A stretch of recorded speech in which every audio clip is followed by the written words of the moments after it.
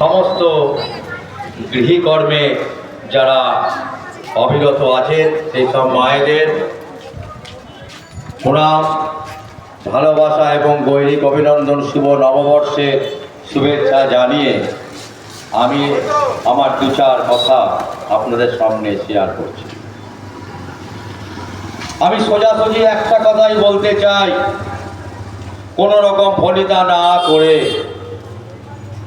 আমরা ভারতীয় জনতা পার্টি আপনাদের সামনে এই মঞ্চ বেঁধে একটা কাজের জন্যই এসেছি, সেটা হচ্ছে আপনাদের কাছে ভোট চাইতে। আমরা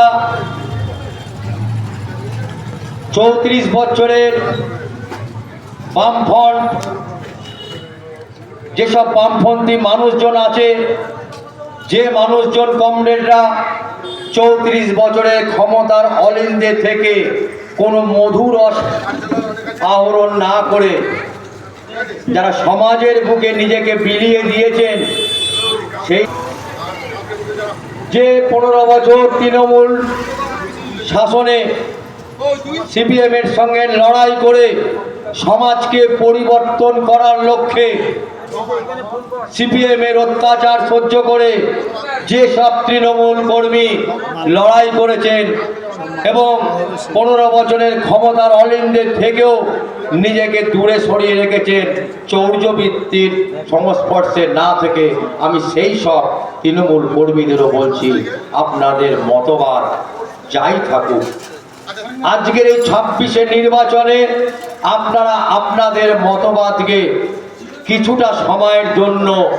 তুলে রেখে দিয়ে আপনাদের পতাকাটাকে একটু গুটিয়ে রেখে ভারতীয় জনতা পার্টি প্রার্থীকে আজকে 26 নির্বাচনে আপনারা জয়ী করে এই বাংলার বুকে বিজেপি সরকারকে প্রতিষ্ঠা করার আহ্বান জানানো হচ্ছে। আপনারা দেখছেন মাননীয় মুখ্যমন্ত্রী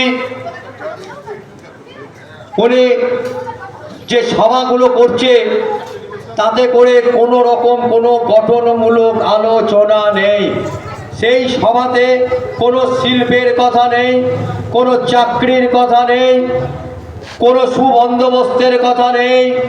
উনি খালি একটাই তীব্র বিজেপি বিরোধিতা, এসআইআর বিরোধিতা, নির্বাচনের কমিশনের বিরোধিতা, এই করে তিনি বৈতরণী পার করছেন। উনি বুঝে গেছেন যে তৃণমূল চলে গেছে, তৃণমূল চলে যাচ্ছে, তৃণমূল চলে গেছে, কারণ মমতা ব্যানার্জি কোনো অভিজাত ঘরে, কোনো বড় কংগ্রেস বা কোনো পার্টির লিডারের ঘরে জন্মগ্রহণ করার নেত্রী নন। উনি মাটি থেকে উঠে আসা নেত্রী। উনি লড়াই করে যে আজকে সংগ্রাম করে যে জায়গাটা এসছেন, তিনি সেই জায়গাটা হয়তো ধরে রাখতে পারেননি, কিন্তু উনি যে লড়াইটা এই মাটির বুকে করেছেন, পশ্চিম বাংলার বুকে করেছেন, সেই মাটির গন্ধ কিন্তু উনি চেনেন, এই মাটিকে উনি জানেন। তাই উনি বারবার করে একটা ন্যারেটিভ ছড়াচ্ছে, বিজেপির বিরুদ্ধে কিছু বলতে না পারো, ন্যারেটিভ ছড়ানো, মিথ্যে ছড়ানো, তার একটা অভিপ্রায়, অভিসন্ধি।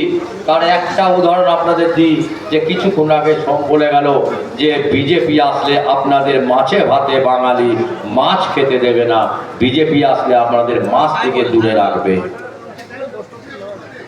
আমি একটা কথা বলতে চাই, আমি এই পশ্চিমবাংলার বাসী হলেও আমার বাপ ঠাকুরদা যেহেতু পূর্ববঙ্গের লোক, আমি নিজেকে পূর্ববঙ্গের মানুষই মনে করি, কারণ আমাদের কালচার, আমাদের সংস্কৃতি কিন্তু পূর্ববঙ্গেরই সংস্কৃতি। আমার জন্ম হয়তো পশ্চিমবাংলায়, কিন্তু আমাদের সংস্কৃতি কিন্তু পূর্ববঙ্গের। আমাদের যখন কোজাগরে লক্ষ্মী পুজো হয়, তো আমাদের কিন্তু মাটির সরাতে পুজো হয়। কেউ পূর্ববঙ্গের লোকদের কেউ নারকলের কুনকিকে পুজো করে, কেউ নারকলকে বউ করে পুজো করে, এইটাই কিন্তু আমাদের পূর্ববঙ্গের সংস্কৃতি। তা আমরা যেহেতু পূর্ববঙ্গের মানুষ, আমরা সব ভুলে যেতে পারি, কিন্তু মাছ খাওয়া ভুলতে পারি না। আমার বাপ ঠাকুরদা কেন এখানে চলে এসেছিল সেইটা আমরা ভুলে যেতে পারি, কি কারণে চলে এসেছিল সেইটা আমরা ভুলে যেতে পারি, কিন্তু একটু পাবদা মাছ, একটু মোরলা মাছ, একটু কাচকি মাছ, এইটা কিন্তু আমরা ভুলতে পারি না। একটু মাছের মাথা নিয়ে আসলে ইলিশ মাছ দিয়ে কি করে কচুর শাক খাওয়া যায় সেটা কিন্তু আমরা ভুলি না। অথচ আমরা স্বাদ ভুলি না, কারণ আমরা পূর্ববঙ্গের মানুষ। তাই আমাদেরকে মাছ বলে কোনো রকম তাগিয়ে দেওয়ার চেষ্টা করবেন না। মাছ বাঙালি খাবে, ছিল, আছে, থাকবে। এর কোনো মিথ্যা ন্যারেটিভ, মিথ্যা প্রচার প্রয়োজন করার মুখ্যমন্ত্রীর কোনো প্রয়োজন নেই। উনি একটাই কথা বলছেন যে এসআইআর।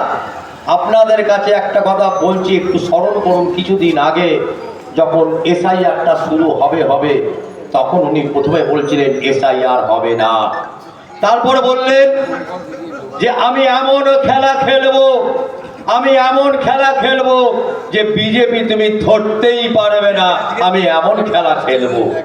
আপনাদেরকে স্মরণ করিয়ে দিই, সেই খেলাটা হচ্ছে এসআইআর এর খেলা। যে এসআইআর এর খেলা দিয়ে বিজেপিকে বদনাম করছে, যেসব বৈধ ভোটার তাদের সত্যি নাগরিকত্ব ভোটার বাদ গেছে, এটা আমরা জানি। সে হিন্দু হোক, সে মুসলমান হোক, অনেক বৈধ ভোটারের নাম বাদ গেছে। আর সেই বাদটা গেছে মুখ্যমন্ত্রী মমতা বন্দ্যোপাধ্যায় জ্ঞাত সারে, তিনি জেনে বুঝেই বাদ দিয়েছেন। আর এই যে সহানুভূতি, এই সহানুভূতির ভোট করানোটাই ওনার কাছে খেলা। তাই উনি বলেছেন এমন খেলা খেলবো যে ধরতেই পারবে না। কিন্তু আমরাও যে সমাজের বুকে থাকি, আমরা পশ্চিম বাংলার রাজনীতি বুঝি, তাই ওনার রাজনীতি বুঝি, আমরা খেলাটা ধরতে পেরে গেছি। তাই উনি যে বিএলও দিয়েছেন, উনি যে ইয়ারও দিয়েছেন, আরও দিয়েছেন, প্রত্যেক কটা তার কর্মী, তৃণমূল কর্মীর লোক, তারা ঠিক মতো আপলোড করেনি। যে কম্পিউটারে আপলোড করার জন্য নির্বাচন কমিশন বারবার করে বলছে যে তাদেরকে কর্মী দেওয়ার জন্য, উনি কিন্তু কর্মী দেয়নি। আজকে যদি কর্মী দিত তাহলে আজকে আমাদের এখানকার যে এই বাংলার হিন্দু ভোটার হোক, মুসলিম ভোটার হোক, তারা যে বাদ গেছে সেই বাদটা কিন্তু যেত না। এটা কিন্তু ইচ্ছাকৃত করা। আর একটা কথা বলি, দেখুন, যখন এসআইআর হয়, প্রত্যেক বাড়ি বাড়ি যখন আমরা যাচ্ছি, তখন বিএলও যেরকম ছিল, প্রত্যেক পার্টির বিএলও ছিল, মানে বুথ লেভেল এজেন্ট ছিল, যে বিজেপিরও ছিল, সিপিএমেরও ছিল, তৃণমূলেরও ছিল। আমাদের যখন সই করতে বলা হয়েছিল, বিএলও যখন বললো আপনারা সই করুন, আমরাও সই করেছি, বিজেপি অর্থাৎ সিপিএমও সই করেছে, কিন্তু তৃণমূলের কাছে ইনস্ট্রাকশন ছিল যে তোমরা সই করবে না। তাই কোনো বিএলও তাদেরকে তাদের খাতায় কোনো তৃণমূল কিন্তু বিএলের সই নেই। এটা কিন্তু ইনস্ট্রাকশন, যাতে করে এই যে দায়ভার তাতে করে তৃণমূলের ঘাড়ে না পড়ে, যাতে বিজেপির ঘাড়ে পড়ে, পক্ষরতে কিন্তু বামেদেরও ঘাড়ে পড়ে, সেইটা কিন্তু উনি পরিষ্কার করে গেছেন। আমি এই কথাগুলো পরিষ্কার করে এই জন্যই বলছি, প্রত্যেকটা মানুষ যারা আজকে বৈধ ভোটার বাদ গেছেন তারা কিন্তু পরিষ্কার জেনে নিন, এটা একমাত্র মমতা বন্দ্যোপাধ্যায়ের জন্য হয়েছে। আগামী দিনে উঠবে, কিন্তু যতই উঠুক, এই যে সবাই যখন ভোট দিতে যাবে, সেই যে ভোট দিতে পারবে না তার মনে একটা ব্যথা থাকবে, আর সেই ব্যথার সহানুভূতির কে হাতিয়ার করেই মমতা ব্যানার্জি এই খেলাটা খেলেছে। আর একটা উনি ন্যারেটিভ ছড়াচ্ছেন যে বাংলায় বিজেপির কোনো স্থান নেই, বিজেপি কোনো বাংলার পার্টি নয়, বিজেপি কখনো বাংলায় থাকতে পারে না, বিজেপি বাংলার মানুষ বিজেপিকে গ্রহণ করবে না। এই একটা ন্যারেটিভ, এই একটা মিথ্যাচার কিন্তু আজকে উনি এক কথা বলে চলেছেন। জানতে হবে কেন নেবে না। আরে যে বিজেপির প্রতিষ্ঠাতা ডক্টর শ্যামাপ্রসাদ মুখোপাধ্যায়, যে বিজেপির প্রতিষ্ঠাতা শ্যামাপ্রসাদ মুখোপাধ্যায়, তার পিতা আশুতোষ মুখোপাধ্যায়, যে প্রতিষ্ঠাতা একজন বাঙালি, সেই বাংলার মানুষ একজন বাঙালি প্রতিষ্ঠাতা পার্টিকে কি বাংলার মনে পড়ে না? শুধু একমাত্র শ্যামাপ্রসাদ মুখোপাধ্যায় নয়, আজকে যখন এই বাংলা হিন্দু হোমল্যান্ড, এই যে আমরা যে বাংলায় ওপার বাংলা থেকে এখানে এসে বসবাস করতে পারছি, একমাত্র জেনে রাখবেন ডক্টর শ্যামাপ্রসাদ মুখোপাধ্যায়ের উদ্যোগে। আরো কিছু মানুষজন ছিলেন যাদের নাম না বললেই নয়। এগুলো আপনারা শুনে রাখুন, কেউ বলবে না, কোনো জায়গায় পাবেন না। আপনি গুগল সার্চ করুন, আমাকে বিশ্বাস করবেন না, কিন্তু এই কথাগুলো ধ্রুব সত্য, যেগুলো কোনো জায়গায় আপনি পাবেন না।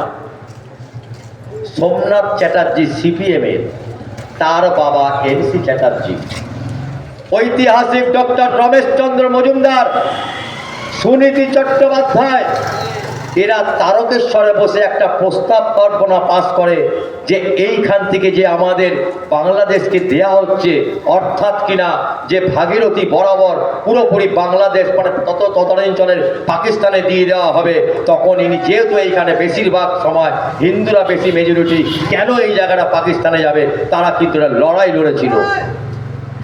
আর এই লড়াইয়ে আর একজন আমাদের সমর্থন করেছিল, যার সঙ্গে আমাদের রাজনৈতিক মতপার্থক্য আছে, যার সঙ্গে আমাদের রাজনৈতিক মতপার্থক্য ছিল, আছে, থাকবে, সেইটা আর একজন ব্যক্তি, যার নাম না করলে নয় শ্রেয়, সেটা হচ্ছে একমাত্র শ্রদ্ধেয় জ্যোতি বসু। জ্যোতি বসু এই জায়গায় সই করেছিল, প্রত্যেকের সঙ্গে সঙ্গে মাননীয় রতনলাল ব্রহ্মণ এবং জ্যোতি বসুও সই করেছিল, যাতে করে এই হিন্দু হোমল্যান্ড পশ্চিম বাংলাটা এই ভারতের বুকে থাকে, যাতে কিনা পাকিস্তানের কাছে না চলে যায়। এইটা কিন্তু উনি করেছিলেন।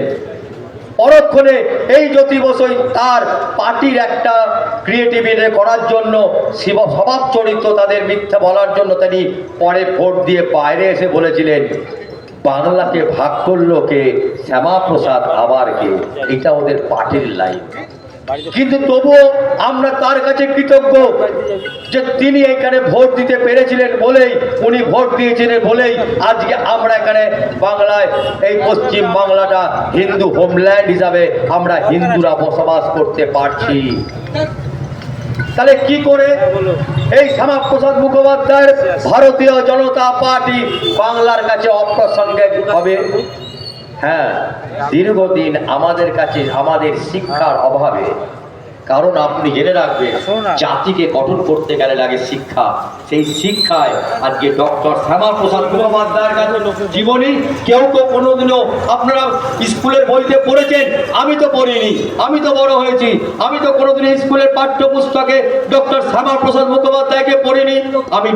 আমি লেনিনকে পড়েছি, আমি মার্ক্সকে পড়েছি, বিবেকানন্দকে 2 লাইন পড়েছি, কিন্তু কোনোদিনও যে যার অবদান, যিনি কিনা দেশপ্রেমিক এবং 370 ধারা বিলোপের জন্য প্রথম ভারতের যে বলিদান হয়, যিনি শহীদ হন, তিনি হচ্ছেন ডক্টর শ্যামাপ্রসাদ মুখোপাধ্যায়, যিনি কলকাতা বিশ্ববিদ্যালয়ের প্রথম উপাচার্য। তার বিষয়ে জানতে হয়, আপনি এটা জানবেন, সেই শ্যামাপ্রসাদ মুখোপাধ্যায়কে আমাদেরকে জানতে দেওয়া হয়নি। তার অনেকগুলো নির্দিষ্ট কারণ আছে, সেই নির্দিষ্ট কারণ তার আজকে তার উদাহরণ, যে শ্যামাপ্রসাদ মুখোপাধ্যায়কে জানতে দিত, তাহলে বিজেপি ততক্ষণেই আপনাদের কাছে বাংলার বুকে থাকতো। কিন্তু যেহেতু শ্যামাপ্রসাদ মুখোপাধ্যায়ের নাম ও নিশান নেই, তাই বিজেপিরও এখানে কোনো নাম ও নিশান ছিল না।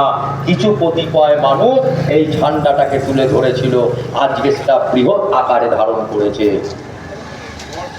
কালের নিয়মে আমাদের পাঠ্যপুস্তকে না দিক, কিন্তু দেখুন কি আশ্চর্য রকম, আজকে 10 বছর যাবৎ সোশ্যাল মিডিয়ার জন্য আজকে কিন্তু এগুলো পরিষ্কার হয়ে গেছে। আজকে আমরা গুগলের মাধ্যমে সমস্ত কিছু জানতে পারছি। তাই সবাইকে মূল্য দিন, সময়ের কালের অনুসারে। কোনোদিনও ইতিহাসকে কোনোদিনও চেপে রাখা যায়নি, সত্যকে কখনো চেপে রাখা যায়নি। তাই আজকে ডক্টর শ্যামাপ্রসাদ মুখোপাধ্যায় তথা ভারতীয় জনতা পার্টি আজকে বাংলার ঘরে ঘরে পৌঁছে গেছে। বাংলা বিজেপি বাইরের পার্টি, বিজেপি বিহারি পার্টি। আরে আমাদের তো বরঞ্চ গর্ব হওয়া উচিত যে বাংলার মনীষীর এই ভারতীয় জনতা পার্টির দল সারা ভারতবর্ষ গ্রহণ করেছে। প্রত্যেকটা বাড়িতে, প্রত্যেকটা ভারতবর্ষের বিজেপি পার্টি অফিসে তার ছবি রয়েছে, অথচ আমাদের বাংলার কোনো ঘরে ভারত কেশরী ডক্টর শ্যামাপ্রসাদ মুখোপাধ্যায়ের ছবি নেই। এটা আমাদের একটা লজ্জা না কি গৌরব, আপনারা একটু ভাববেন।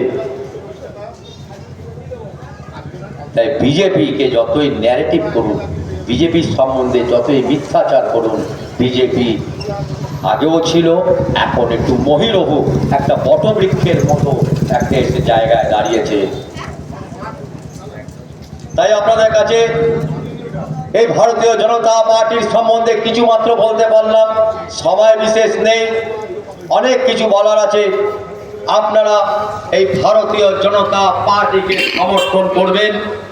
এই বাংলাকে নতুনভাবে সৃষ্টি করার জন্য বিজেপি যে পথ তাদের মার্গদর্শনের মাধ্যমে যে ইশতেহার, মানে আমরা বলি না, আমরা বলি সংকল্পপত্র প্রকাশ করেছে। সংকল্প কথার অর্থ হচ্ছে প্রতিজ্ঞা।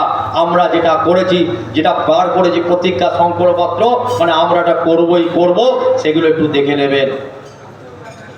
আর একটা কথা বলে দিয়ে যায়, আমি শেষ করব। যে সংকল্পপত্রে মহিলারা 3000 টাকা দেবে, এটা সবাই জেনে গেছে।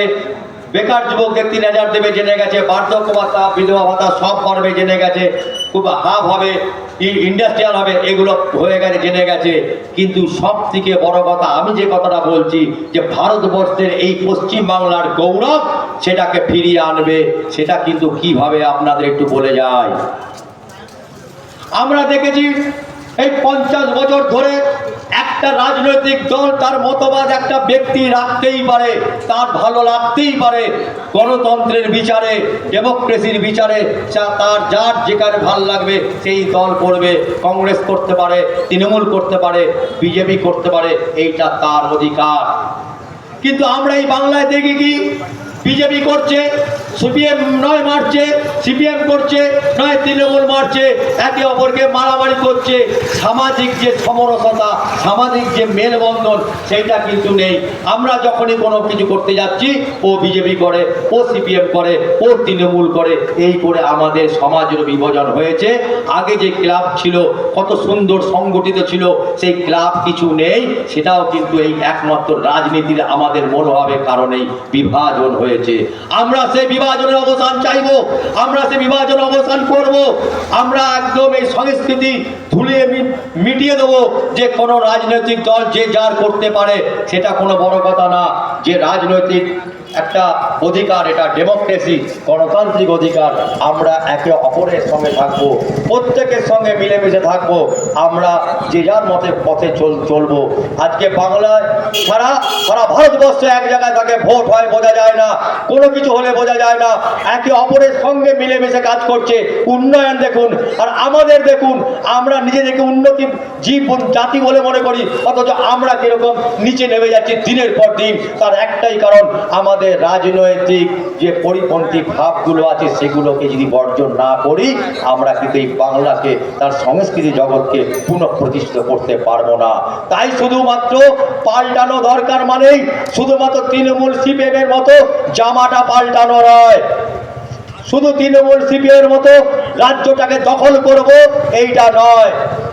আপামর সমস্ত কিছু সাংস্কৃতিক, ধর্মীয় দিক, প্রত্যেকটা দিক, মানুষের জীবনযাত্রার যত দিক আছে, সেগুলোকে তুলে ধরে সুন্দরভাবে প্রতিষ্ঠিত করে পুনর্গৌরবে বাংলাকে ফিরিয়ে আনলে আমাদের ভারতীয় জনতা পার্টি এই কাজ করছে, করবে, এই আশা এবং প্রত্যেককে এই সংকল্প করে আমাদের পার্টির তরফ থেকে আজকে আমি যে কথাগুলো বললাম সেটা রাখবো, আমাদের পার্টি সেটা রাখবে। এই কথাগুলো বলে প্রত্যেককে জাতীয়তাবাদী অভিনন্দন জানিয়ে আমি আমার ক্ষুদ্র বক্তব্য শেষ করলাম। বন্দে মাতরম, ভারত মাতা কি জয়।